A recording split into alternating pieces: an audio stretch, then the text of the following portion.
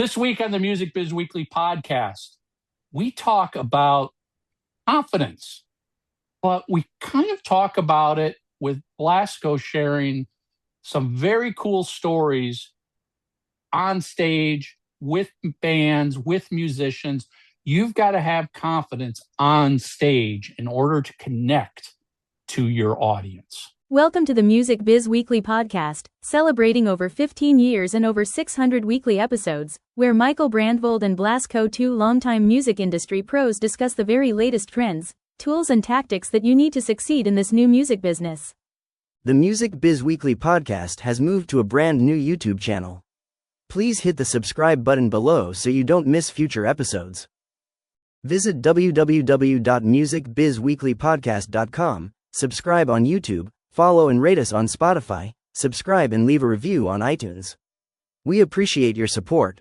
Music Biz Weekly podcast. We're back. You got Mike, you got Blasko. Blasko's you're on the road. You're in Lancaster, Pennsylvania. You got a seminar coming up. You know, yeah. That's so rock and roll, man. Yeah. Corporate speak. I flew into Philly, rented a car, drove to Lancaster. And then I'm going to spend all day tomorrow at the launch conference, the music conference. And there's panels all day and bands playing all night, 3 days, all weekend. And but I'm here all day tomorrow. I'm moderating 4 panels, and I'm a panelist on the 5th one. So it'll be really fun. They're getting everything they can out of you at that event. Yes. Well, it'll be fun. So. We had a great guest last week with Sammy from LinkedIn, and Linktree. I hope everybody got some cool info out of that.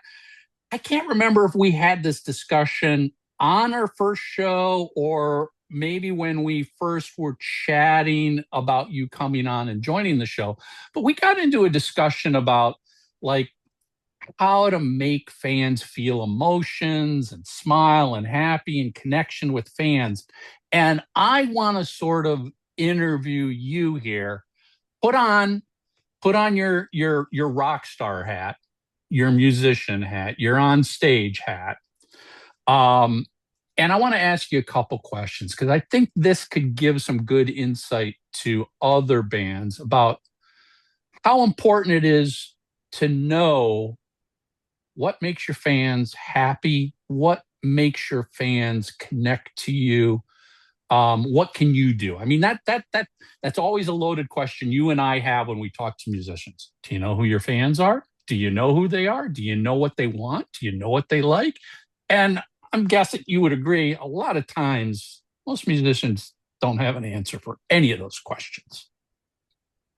Man, I've been on stage with the best. And I don't mean just because he's Ozzy, he's the best.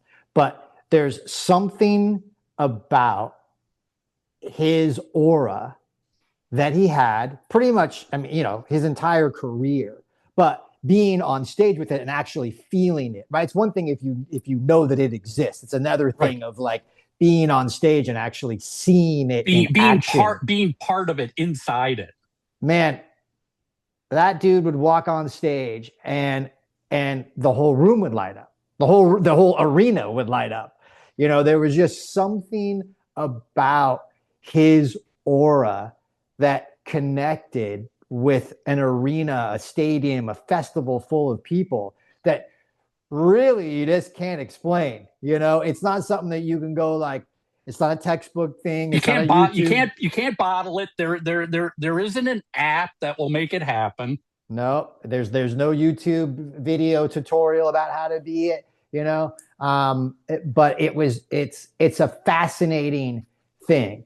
But I can tell some funny stories about that, right? Just because as the hired gun guy, my job is to make sure that the guy with the microphone, whose name is on the t-shirt, whose name is on the ticket, my job is to make sure that guy looks like $1 million and sounds like $1 million.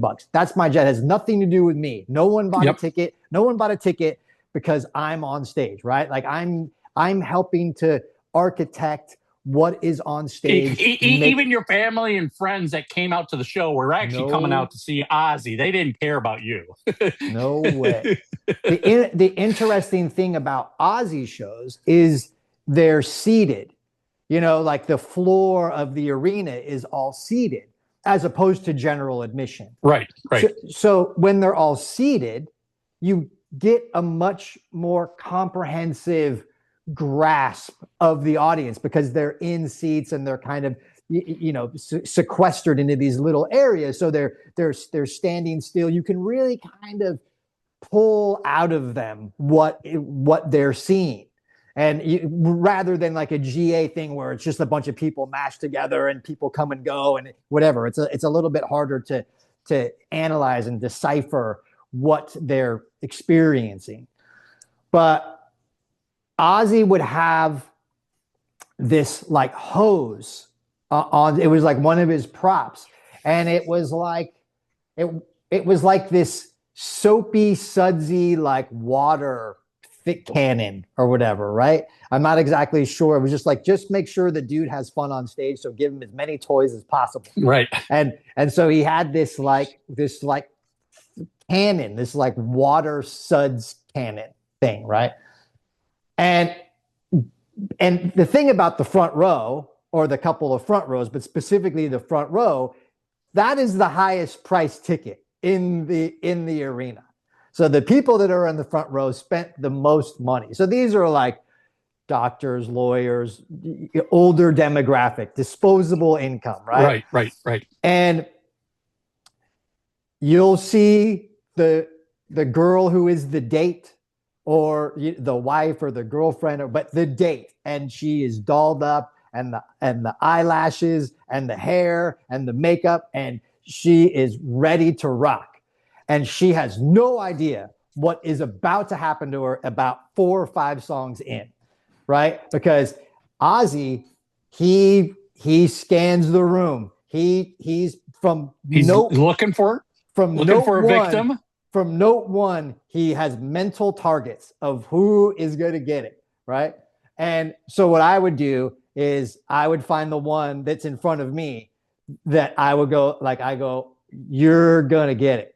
And so I would give them a towel, and they'd be like, oh, thanks. And I go, it makes no sense now, but it'll make sense later. And you're gonna need this. This is something that you're gonna need later. And this water cannon is high velocity. Like, this is like being hit in the face with a fire hose. Wow. And so he does it, right? He scans the room. He sees his targets. When it's that moment in the breakdown of Suicide Solution, he breaks it out and he goes at people, right? And a lot of them duck. Most people don't know it's coming or whatever. If you're in the second or third row, you can duck behind the people that are, there. If you're in the front row, you can try and duck behind the stage, but there's that barricade, so there's not really a whole lot to, duck behind. So he will take out the date.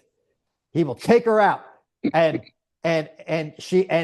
whenever you get hit with this cannon, because it's this sudsy water, you're all white. You look like the abominable snowman, covered in soap, basically. Just covered in like soapy water, foam, and hair gone, eyelashes like attached to your forehead, blown off. Like, it just your outfit ruined, but still having fun, and kind of bummed that that your outfit is smoked for the evening, but like, woo, like it's rock and roll, we're still going for it or whatever. And then luckily they had that towel and they're trying to do, but it's like game over already. Was this hose an evolution of when he used to just have the water bucket? Correct. He took it to the next level. Correct. Yeah.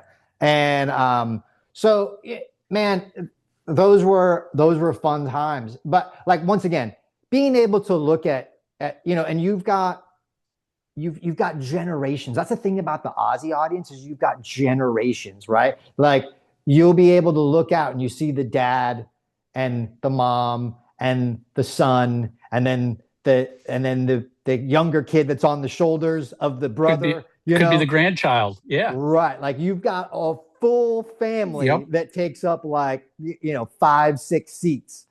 And to see that as an innocent bystander, right? As the hired gun guy, like, man, I had nothing to do with any of this shit. Like I'm just here having a good time and very thankful to be part of it. And and it's so wild to see all of that and just be like, man, like rock and roll has really kind of changed lives generationally. And like Mike, dude, if you think about it, heavy metals hasn't been around that long. you know, No, like no. like heavy metal's been around since like, yeah, I don't know, 79 or no, I Yeah, mean I was 69. going to say, yeah, yeah. You could get into a debate when who was heavy metal and when it started, but I Yeah, think we can all agree generally at some point in the 70s is when yeah.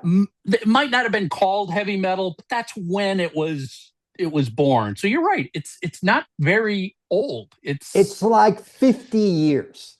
yeah. Like, and so to see this just generation of people. But anyway, back to the kind of the general idea of it is like connecting with it, on another scale. Before I was playing arenas with Ozzy Osbourne, I was in my own band whenever I was a kid. And I was never the singer. But you'd have to still try and connect. How is it that your music moves people? Like, what are those moments? How can you command? How is it that like a riff hits hard and really connects? Or how is it that there's like a tempo that gets people to do a circle pit or a wall of death, or whatever? My references are all heavy metal stuff, but like, like what are those things that, because man, the first time that your music does something to a room full of people to where they coordinate something, right? Singing the lyrics back to you, doing a circle pit, a wall of death, slam dancing, pogoing, jumping up and down, whatever it is. When your music emotionally connects with a group of people that then resonates and returns some physical type of attribution, there is no feeling in the world that is greater. And that is why you have musicians constantly chasing the dragon, because Sure. it's Well, like, that's why you can't get some musicians off the stage when they're 80 years old because they're right. addicted to that rush. Yes. Yes. And look, how can you how do you do it? How does it make it happen? You know, I don't know specifically. Do you think I was going to say, do you think the good musicians, but I'm going to say, do you think the musicians that have been around for decades have almost analyzed, paid attention, watched that, or had somebody come to them and say, when you do this, it causes reaction A, and do that regularly. Ozzy, make that water gag part of the show. Maybe the first time you did it, it was just a random one off joke, but somebody was like, dude, did you see the way the crowd reacted to that? Make it part of the show. Because, are they, are, the great stage performers paying attention to the give and take that goes on, and coming off going, I'm exhausted, I'm sweaty, but that that moment was really special, and maybe we can do that again, and tomorrow night in Denver get the same reaction. Are they thinking in those terms? Here's a couple of thoughts on it. So I shouldn't have ended with I have no idea. I have a little bit of an idea. Here's an interesting point of view. Years ago, not to sound like the old guy, but just as a point of reference, on Ozfest, because I was on a lot of Ozfest. And there was the main stage and there was the second stage. Right. And on the second stage, this is the community that is happening before they open the doors to the main stage. So these are hardcore lifers, right? They are there early. They got their shirts off. The Yep. sun is beating down. They're drinking beer, right? Like this is like a recipe for disaster. But they are there and they're in front of this stage that is playing from noon till 5, and there's like 12 bands, right, that are playing, and they're there all day watching this.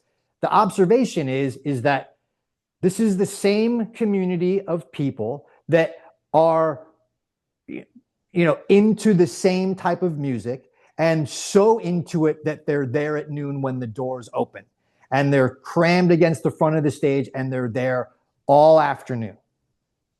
There's 12 bands that play in front of that audience. Some connect and some don't. You've heard this your whole career, like from a young band. Man, if we could just get in front of people, it will crush. It will be different. If only we could get in front of a room full of people, right? If only we could go on tour with this band, we would It will connect. just happen. If we're just given that spot, it will happen. And I will tell you that is not true because I've seen it with my own eyes. Here is a sequestered group of people that are there for all the same reasons. And there is a Slipknot that gets on that stage in 99 before they were anything and fucking destroys the place. And then there's another band that goes on after them that is no longer a band after that year, that didn't connect. No one gave a fuck about. No one bought the t-shirt. It didn't connect. It didn't have the thing. I would say that we are living in a world to where independent artists can observe what is happening. And if aspirationally, you kind of have an idea of where you're going to end up. Am I going to end up on a festival stage? Am I really just kind of going to be in clubs for a while, right? Like, what is the thing that is going to work best in the environment that you potentially are going to be in first? Meaning, like, if you're going to be in dirty rock bars that are noisy and stuff, you don't want to try and break out the acoustic ballad whenever Right. people are just going to be like, you know what I mean? You don't want to try and be sentimental or whatever, right? Like, you want to try and rock the room as hard as possible. Or if you know that you have the ability to get on a festival stage, right, and play in front of, say, 5,000-6,000 people that are all just there to have a good time, but they don't know you, you need to write music that is going to work in that environment, that has tempos, that has lyrics that can be easy to remember, easy to sing back to you, right? Like really sort of confrontational almost in a way. But understand, I think that my long-winded point is understand the environment and craft your set list and or the songs that you write that are going to work best in that live environment for whatever it is that you have the ability to do. So if it's just 10 people at a club, then that's it. If it's 10,000 people at a festival, it's that. So let me ask you, let's take the music completely out of this picture now. Mm-hmm. And everything you said, I 100% agree with. When you play a riff and you get a response and a reaction, okay, that's great. That proves the music is great and connects. But what about, and we've all seen this as fans growing up, people we've known and worked with, there are masters on the stage that don't even need the music. They can stand there, they can make a gesture, they can raise an eyebrow, they can tilt a head and get the same type of reaction. So where I'm going with this is to your last point here about playing a dirty bar versus a festival. Do you have to think about, you talked valid about crafting set lists and songs for the appropriate venue. you have to craft your stage presence for the venue. And I'm going to give you an example that I don't think I've ever shared this in the Music Biz podcast. I've shared this in my KISS podcast, and I'll even name names. Growing up as a fan, of during the '80s of hard rock, heavy metal, I was on the Rat bandwagon. Their very first EP, great music. I loved it. I loved it. I loved it. Well, my point of this statement is they quickly exploded. Rat exploded big time. I mean, they basically went from playing the Whiskey to headlining arenas in the blink of an eye. And I remember seeing Rat. It was actually Rat with Bon Jovi opening them at the Met Center in Bloomington, Minnesota. And I was like, God, the music sounds phenomenal. These guys have no stage presence on a huge stage. I feel like what happened is they moved too quickly from having great stage presence in small venues, bars, smaller theaters, stuff like that. And they went straight to 12,000 people, but they had the stage presence for 500 people.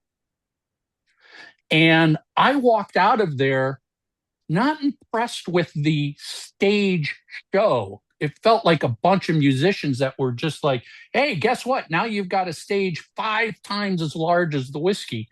And all they were doing was just running all over the place. It was like, you lost the connection to the audience because you didn't understand the venue you were in. And is that, as a musician, something you're aware of? Again, taking the music out of the equation completely, that you're like, yeah, you know what? I can't do the little talk to the girl in the front row because 10,000 other people back here don't know what the hell I'm doing. They don't even see my lips moving. And before I hit record, I used this perfect example I had as a kid where Gene Simmons would come out on stage and I'm in the back of the arena, upper deck, and he stands there on stage and points up. Now it's like, yeah, he's just pointing in my general direction. But it was a deliberate movement, staring, pause, hold it. And I swear to God, as a fan, I was probably, 18 years old. I'm like, he's freaking pointing at me. How does he know I'm up here and I'm a huge fan? That was understanding stage presence, in my opinion. I could care less what he was playing musically. It was, he knew how to carry himself on stage. And I feel like, Ozzy, which we started with, Ozzy's one of those guys who also kind of carried himself on stage. There's David Lee Roth, the master ringmaster on stage. There's people that understand that difference of where you're playing at means you have to be slightly different. And these people can create a connection to a fan even without music. And as a musician, I would ask or wonder if that's even more challenging to be able to create that connection without playing a note. Is that scarier? Are you exposed on stage and that like, oh, is anybody going to react to this? Is that even a tougher challenge for a musician? Yes, it is. I've played in front of hundreds of thousands of people, and I've played in front of 100 people or less. and it's tougher to play in front of smaller audiences, of course. But there was a thing that people always used to say of like, get on stage and pretend like you're playing an arena. Playing right? Madison Square Garden to 2 people. Right. Growing up in LA, I've I've had the ability to see a lot of bands coming up because I'm of the age when that happened. And you know, man, I've seen Rage Against the Machine play small clubs. I saw Tool play small clubs. I saw Sublime play small clubs, like a small club to literally like 10 people. Um, and and like Rage Against the Machine, as an example, those three bands were all very kind of polar opposite, different from one another.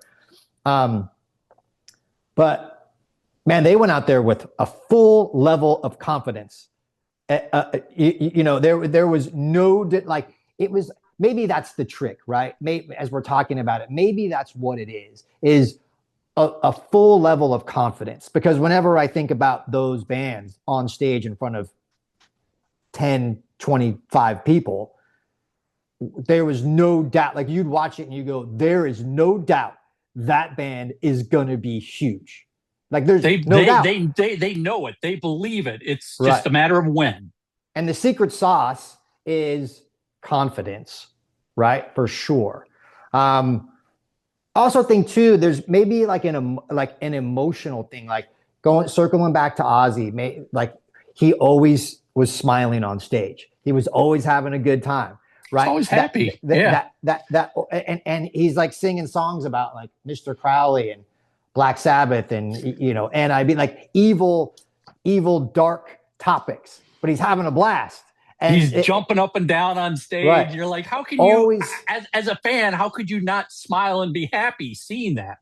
Always smiling. You look at Van Halen; they were always smiling, right? And so they and that was party rock, and they conveyed this message that people resonated with. Like, man, this is like I'm here to have a good time. And this is the soundtrack to me having a good time. And that dude's having a good time, which means I'm going to have a good time, And whereas you get into like metal, right? Like Pantera, that was a completely different message, man. We're not here to have a good time. We're here because we're pissed off. We're here because, we're angry. Black Flag, punk rock era of stuff, right? We're here for a completely different reason, right? That dude on stage isn't necessarily having a good time. He's not smiling. He's punching people in the face in the front row. But even for that case, I still think they can do stuff to connect to the audience without playing a note.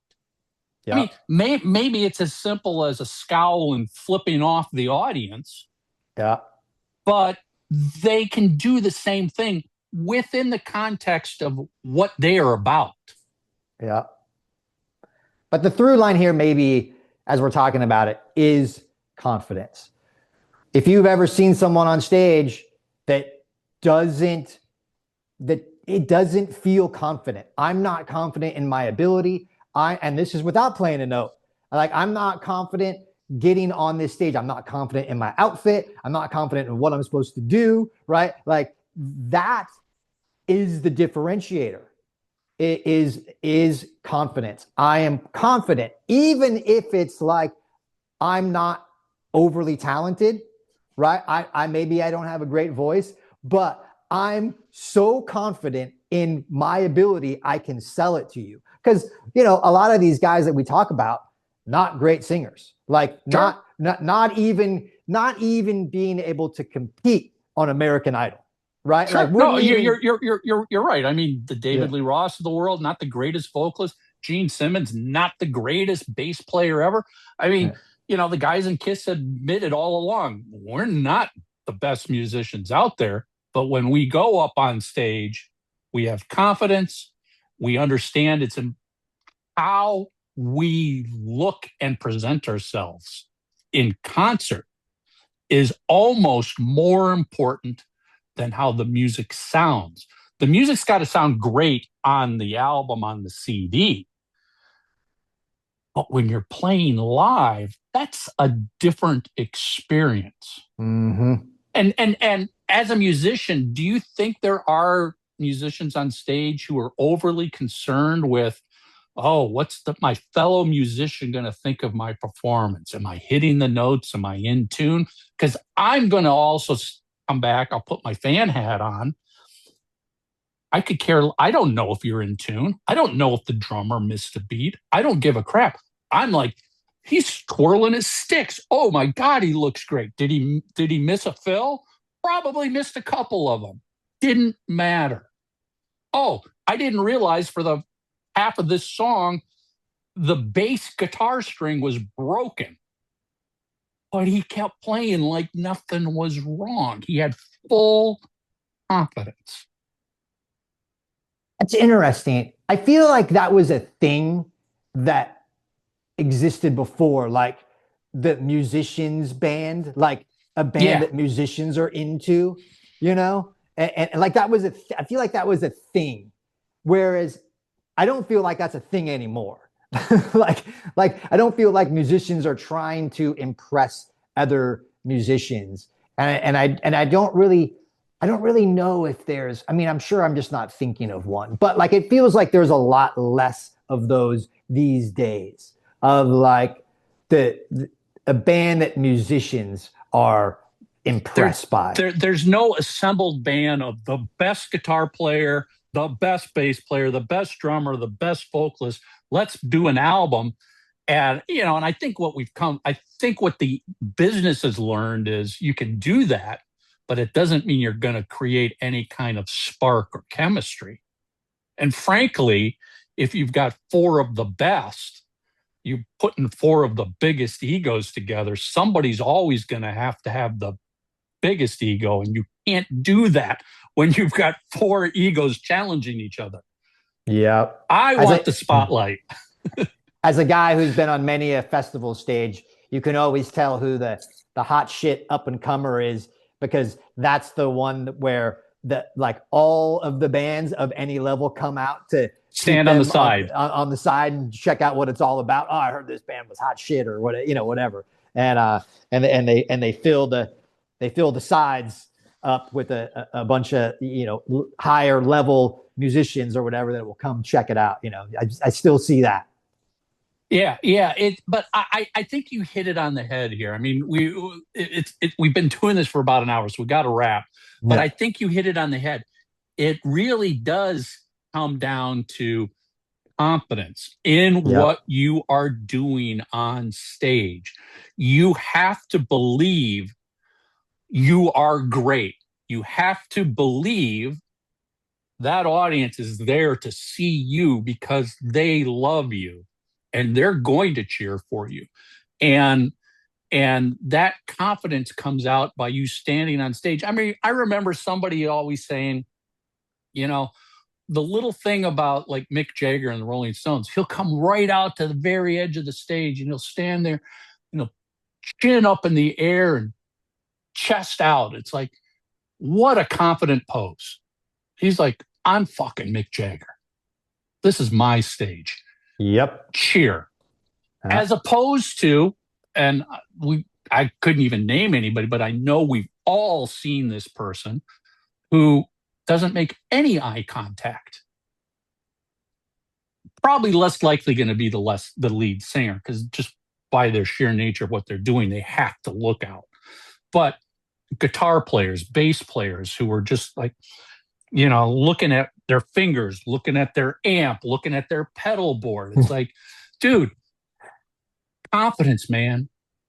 You can play without looking at what you're doing. You can play by connect and just simple making eye contact with that front row, or pretending you're making contact with the upper deck. Confidence. You've got to have that confidence. And I think whatever you're doing, if you have confidence behind it, it will elicit a reaction out of your fans. A good reaction. And I guess I would end by saying, try and pick up on what worked, what connected, and repeat it. Do it again. Go to the other side of the stage and do it to the other. I mean, that's why great lead singers, talk to this side of the stage and then run all the way across and talk to that side of the stage and run to the middle and talk to the main floor. They're connecting with each section. Yep. It works. The good news is that confidence can actually be learned. Like you can actually become confident. You just have to repeatedly get used to doing it and do it more often. Oh, I'm nervous. I don't know. Well, then just do it as much as you can. Yeah. Keep playing shows. Force yourself to look up. Yeah. You know what confidence looks like. Just pretend to be confident until you can be confident. You know, I've said this so many times.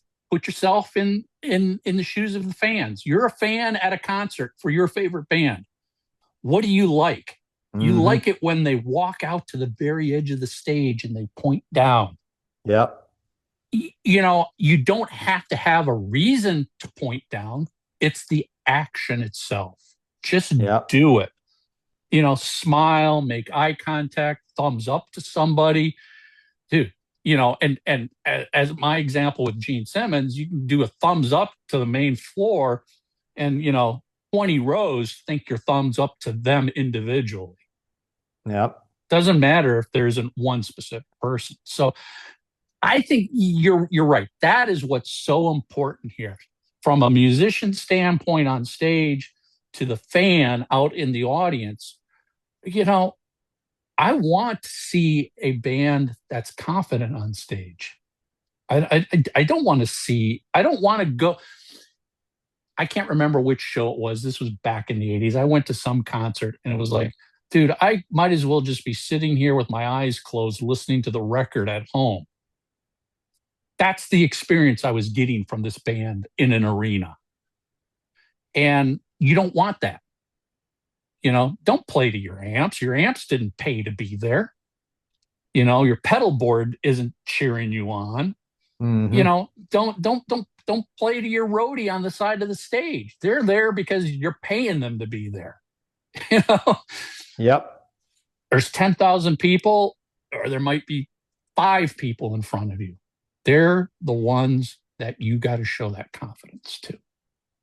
But again, try and remember what worked so you can do it again. I mean, even if you've got to come off stage and, you know, ask your tech or ask another band member, hey, when I did that, what do you think? Did that work?